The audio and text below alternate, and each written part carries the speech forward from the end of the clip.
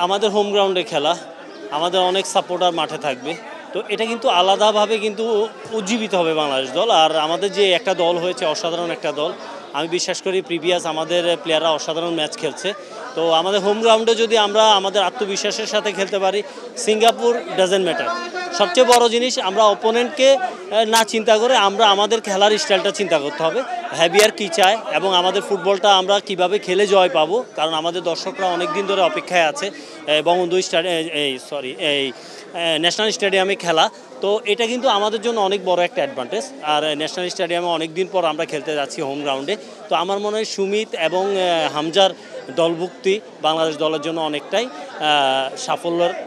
সাফল্য এনে দিবে আমি মনে করি। একটা কোচের কিন্তু একটা চিন্তাভাবনা থাকে যে কিভাবে খেলবে, অপোনেন্ট সম্বন্ধে একটা থাকে।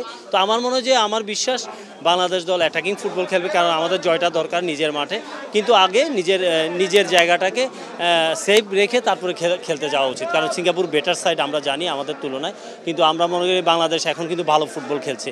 তো ওই হিসেব করে যদি আমরা আমাদের কোচের ট্যাকটিক্স অনুযায়ী কোচ কী চায় এবং ওইভাবে যদি মাঠে ইমপ্লিমেন্ট করতে পারে, আমার বিশ্বাস আমরা হোম গ্রাউন্ডে আমরা জয় নিয়ে ফিরতে পারবো।